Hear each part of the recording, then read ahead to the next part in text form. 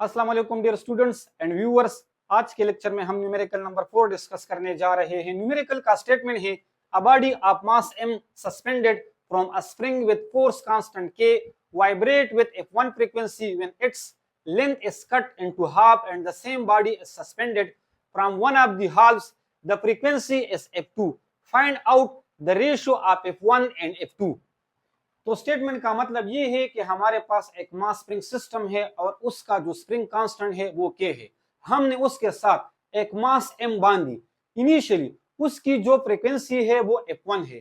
फिर उसके बाद हमने उसके स्प्रिंग के लेंथ को काट दिया, यानी उसके लेंथ को हमने हाफ कर दिया और उसके एक हिस्से के साथ हमने वही मास बांध दी। अब इस दौरान इसकी जो फ्रीक्वेंसी है वो f2 है। तो बताइए f1 और f2 की फ्रीक्वेंसी की रेशियो क्या होगी। इसको हमने क्या करना है, मालूम करना है। मजीद स्टेटमेंट को हम इस फिगर की मदद से समझते हैं। मिसाल के तौर पर ये हमारे पास एक मास स्प्रिंग सिस्टम है और इसके साथ हम यहाँ पर एक मास m को क्या कर दी है, बांध दी है। क्लियर। इस दौरान इनिशियली इस स्प्रिंग का जो डिस्प्लेसमेंट है यानी जो लेंथ है वो हमारे पास कितना है, x1 है। क्लियर। इसको एग्जाम्पल के तौर पर मैंने 10 मीटर कंसिडर कर दिया है। जैसे ही हम इस मास को यहां से डिस्टर्ब करते हैं तो इस तरह से वाइब्रेट करेगी। जब वाइब्रेट करेगी तो इनिशियली इसकी जो फ्रीक्वेंसी होगी उसको हमने क्या कहा, f1 कहा। यहां पर इस मास होने की वजह से इसकी जो वेट होगी वो हमारे पास क्या होगी, वो W is equal to mg होगी। फिर उसके बाद हमने क्या कर दिया, हमने इस स्प्रिंग के लेंथ को हाफ कर दिया, यानी काट दिया। स्प्रिंग के लेंथ को जब हमने हाफ कर दिया तो उस डिस्प्लेसमेंट को या उस लेंथ को हमने क्या कहा, x2 कहा। और ये जो x2 है ये x1 के हाफ टाइम्स के क्या होंगे, बराबर होंगे। यानी मिसाल के तौर पर अगर हमारे पास x1 10 मीटर था तो यहाँ पर ये जो x2 होगी ये अब हमारे पास क्या होगी, 5 मीटर होगी। फिर से हमने इसके साथ वही m मास बांध दी जिसका वेट हमारे पास क्या होगा, mg होगा। लेकिन यहाँ पर जब हम इसको डिस्टर्ब करेंगे तो ये जब इस तरह से वाइब्रेट करेगी तो इसकी फ्रीक्वेंसी हमारे पास क्या होगी, f2 होगी।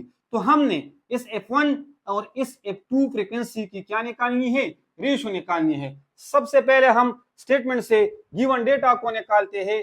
गिवन डेटा में हमारे पास क्या है, मास सस्पेंडेड, यानी उस स्प्रिंग के साथ हमने जो मास बांधी है वो क्या है, वो m है। स्प्रिंग कांस्टेंट स्टेटमेंट में ही दिया है, वो कितना है, वो k है।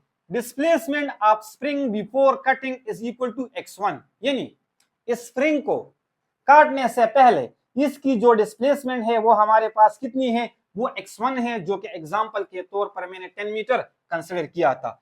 Displacement of spring after cutting जिसको मैंने x2 कहा। जब हमने स्प्रिंग को काट दिया तो उस डिस्प्लेसमेंट को हमने क्या कहा, x2 कहा। और वो किसके बराबर होगी, x1/2 के। फ्रीक्वेंसी बिफोर कटिंग, स्प्रिंग को काटने से पहले उसकी जो फ्रीक्वेंसी थी वो f1 थी। Frequency after cutting is equal to f2। Spring को काटने के बाद उसकी जो फ्रीक्वेंसी है वो हमारे पास कितनी है, f2 है।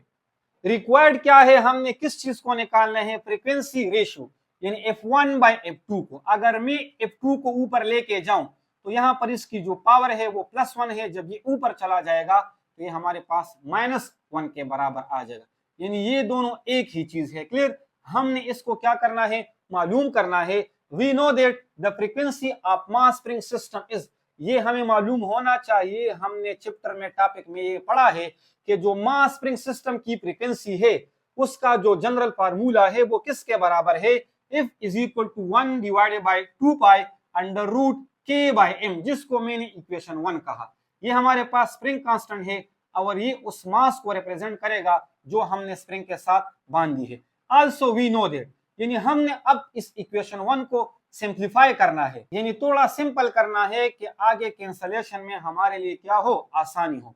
आल्सो वी नो दैट, यानी हुक्स लॉ से हमें मालूम है, ऑलरेडी इसको हमने न्यूमेरिकल नंबर 1 में भी किया था।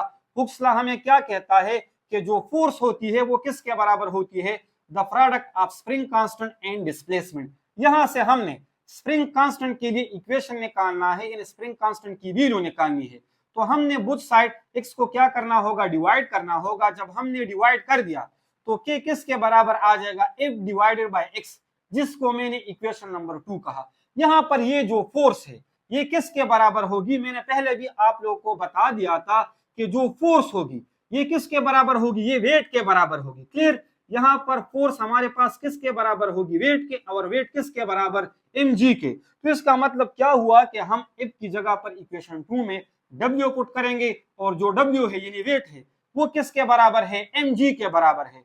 तो K किसके बराबर आ चुका है? mg डिवाइडेड बाय x, जिसको मैंने इक्वेशन 3 कहा। अब आप लोगों ने करना क्या है? इसी इक्वेशन 1 में K की जगह पर आप लोगों ने यही इक्वेशन 3 यानी K की वैल्यू पुट करनी होगी। Put equation 3 in equation 1। तो मैंने इक्वेशन 3 को इक्वेशन 1 में पुट कर दिया है। इफ अपनी जगह पर 1/2 भी अपनी जगह पर, अंडर रूट भी अपनी जगह पर, K की जगह पर, इस K की जगह पर मैंने ये वैल्यू पुट कर दी mg डिवाइडेड बाय x, और ये m अपनी जगह पर आ जाएगा। तो मैंने यहाँ पर क्या कर दिया है? मैंने यहाँ पर ये कर दिया है कि m के साथ क्या हो जाएगा? कैंसल हो जाएगा। तो इसके अंदर हमारे पास क्या रह जाएगा? Under root g by x, 1 divided by 2 and f अपनी जगह पर आ जाएगा। इसको मैंने क्या कहा? Equation number 4। अब इस इक्वेशन 4 से हमने F1 फ्रीक्वेंसी को अरेंज करना होगा और इसके साथ साथ हमने F2 फ्रीक्वेंसी को भी इससे निकालना होगा। तो इसके लिए तरीका क्या है? इसके लिए तरीका ये है कि F1 किसके बराबर आ जाएगा? 1 डिवाइडेड बाय 2 पाई, यानी ये तो कांस्टेंट है, अंडर रूट भी अपनी जगह पर, जी भी दोनों के लिए या हर कंडीशन में यहाँ पर हमारे पास क्या होगी? सेम होगी। तो जी भी अपनी जगह पर, लेकिन F1 फ्रीक्वेंसी के लिए यहाँ पर जो डिस्प्लेसमेंट थी उसको हमने क्या कहा था? उसको हमने x1 कहा था। तो x की जगह पर यहाँ पर क्या आ जाएगी? x1। इसी को मैंने इक्वेशन नंबर ए कहा। अब इसके बाद हमने क्या करना है? इसी इक्वेशन 4 से हमने F2 की वैल्यू निकालनी होगी, F2 के लिए इक्वेशन सेट करना होगा। तो F2 किसके बराबर आ जाएगा? 1/2, यानी ये तो सेम है, ये अपनी जगह पर आ जाएगा, अंडर रूट भी अपनी जगह पर आ जाएगा, जी भी सब के लिए सेम है। लेकिन यहाँ पर F2 के लिए जो डिस्प्लेसमेंट है वो हमारे पास कितनी है? वो हमारे पास x2 है। तो इसी इक्वेशन 4 में x की जगह पर हमने F2 फ्रीक्वेंसी के लिए क्या पुट करनी होगी? x2 पुट करनी होगी, जिसको मैंने इक्वेशन नंबर बी कहा। अब इसके बाद करना क्या है? क्योंकि हमने F1 डिवाइडेड बाय F2 को निकालनी है, तो आप लोगों ने इक्वेशन ए को इक्वेशन बी पर क्या करना होगा? डिवाइड करना होगा। जब हमने इक्वेशन ए को इक्वेशन बी पर डिवाइड कर दिया तो इससे हमें क्या मिला? F1 divided by F2 1/2 under root g divided by x1, 1/2 under root g divided by x2। अगर यहाँ पर हम देखें तो 1/2 1/2 एक दूसरे के साथ कैंसिल हो जाएगा। इसके साथ साथ अंडर रूट g और अंडर रूट g भी हमारे पास कैंसिल हो जाएगा। तो यहाँ पर क्या रह जाएगा? अंडर रूट 1/x1 और यहाँ पर हमारे पास रह जाएगा अंडर रूट 1/x2। क्लियर? अब यहाँ पर हमारे पास इससे क्या आ जाएगा? F1 डिवाइडेड बाय F2, यानी हमने क्या कर दिया है? इस F2 को मैं ऊपर लेके गया हूं। जब मैं इसको ऊपर लेके गया हूं तो ये हमारे पास माइनस बन जाएगा।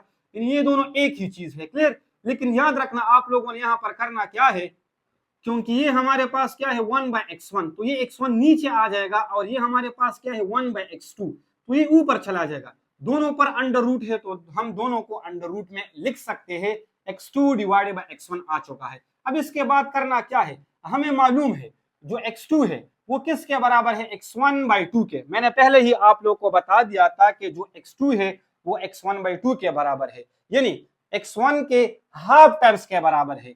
तो हमने x2 की जगह पर x1/x2 पुट कर दी। यहां पर भी हमारे पास x1 के साथ क्या हो जाएगा? कैंसिल हो जाएगा। तो ये 2 नीचे आके हमारे पास क्या बन जाएगा? Under root 1/2। अब इसको हम इस तरह से भी लिख सकते हैं कि 1 डिवाइडेड बाय अंडर रूट 2। जब हम इसको सॉल्व करेंगे तो इससे हमें जो वैल्यू मिलेगी वो किसके बराबर मिलेगी? 0.707। तो इसका मतलब क्या हुआ कि F1 और F2 की जो रेशियो है वो किसके बराबर है? 0.707। तो उम्मीद करता हूं कि आप इस न्यूमेरिकल को समझ चुके होंगे। थोड़ा कंसेप्चुअल था, लेकिन अगर आप इसको थोड़ा गौर से समझे फिर दोबारा करने में ये इतना टाइम भी आप लोगों से नहीं लेता और इतना मुश्किल भी नहीं है। इसको याद रखना या इस तरह के न्यूमेरिकल को सॉल्व करना इंतहाई जरूरी है, क्योंकि इसके साथ रिलेटेड एमसीक्यूज भी पेपर में आते हैं, तो आप लोगों को इसके बारे में पता होना चाहिए।